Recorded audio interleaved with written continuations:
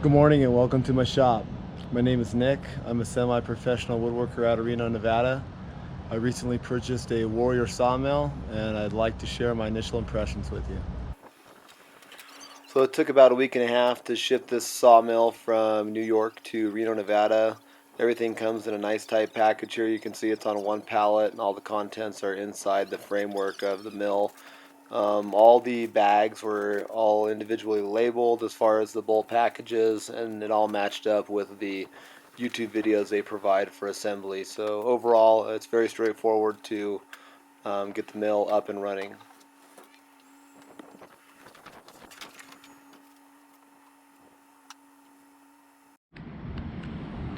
Alright, so as you can see, I have this set up in the back of my driveway. It sits on 15 feet of track.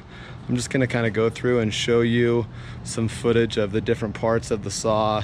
The assembly video is pretty straightforward, so if you follow that correctly, and then any problems that you have, I had some minor issues.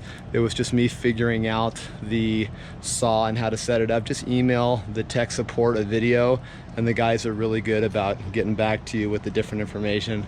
So to give you some background, this is the only track style bandsaw mill that I've ever owned, so I can't give you any advice on other brands. I was a chainsaw miller for about the last 2 years, and I milled probably 100 slabs with a Stihl 661 and a 42-inch bar. That's hard work. I had a lot of fun doing it, but it's definitely hard work.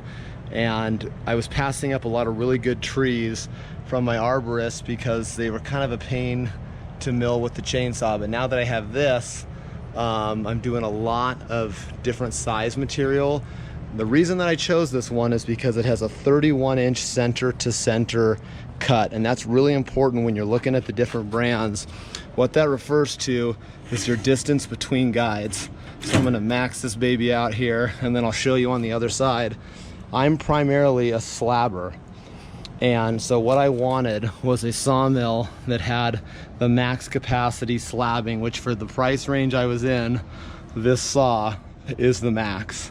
So I can get a really wide cut here. The only real minor adjustment that I've made to this is that when I'm securing logs, I have these little blocks now, and the log dogs work really well, but when I put a huge tree on here, it's kind of hard to get the dogs in place because of the width, so I just clamp these to the track, and it works really well. So throughout this video, I'll show you how I get logs moved around my property. I don't have heavy equipment, but you can see this is all the material that I've cut so far and that I have stacked, and I'm impressed with the machine. I'm planning on documenting the next 2 years with it and showing you guys how it works and improvements that maybe I'll make to the way I mill trees. So sit back and enjoy the video. We'll talk to you soon. So in this clip you can see me moving this big sequoia piece with my log arch trailer. I built this, the framework was an old diesel generator trailer. It housed a massive diesel generator, so it had a payload of 6,000 pounds. I have another YouTube video specifically going over the trailer, the different components of it, and how I use it, but this is definitely helpful in moving stuff around my property.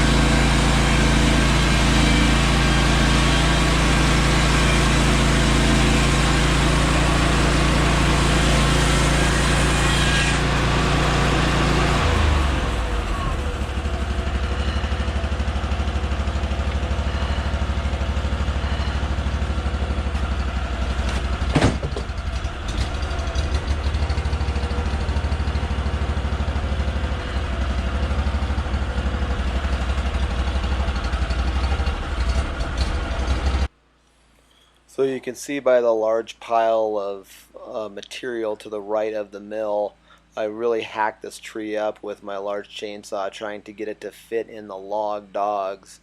And now I don't do that anymore on the initial cuts for these big trees. I have those wooden wedges that I showed you, and those wedges clamp right to the cross members of the track. So I really wanted to use the log dogs when I was, the first time I was milling a tree here, and I got it to work. But again, it was the wrong thing to get the maximum yield out of this tree. So it was a learning experience. I still got a lot of great material, but I'm definitely, every time I get a tree out and I'm trying something new, I'm learning the different techniques to using one of these bandsaw mills. So one way or the other, it's an absolute blast to use. So I enjoy doing it.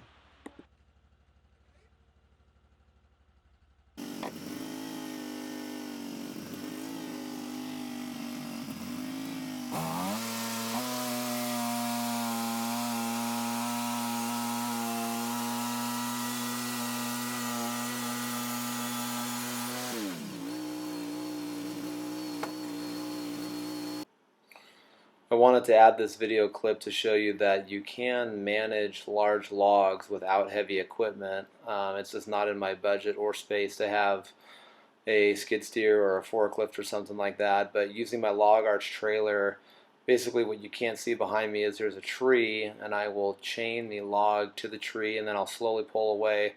The log drops on these 6x6s on the ground. And then one thing that's not pictured here, but I do now, is once the log's on the ground, then I can back the trailer up and I can push it to the exact depth that I want as far as being close to the mill, and then I can roll it over. That way I have plenty of space to where I'm not anywhere near the mill head when I'm unloading these, because I obviously don't want to hit the mill with the log.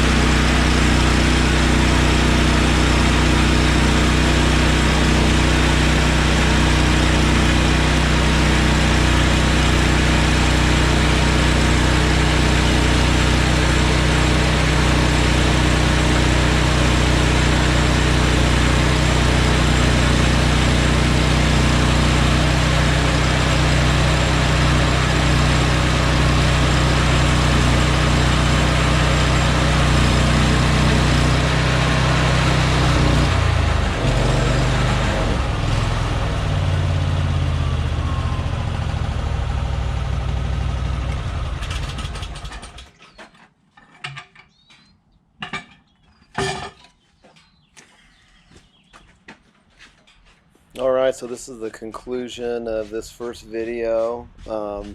Overall, I'm very happy with the saw. I really like the support that I've received as far as helping me get it set up and answering the questions.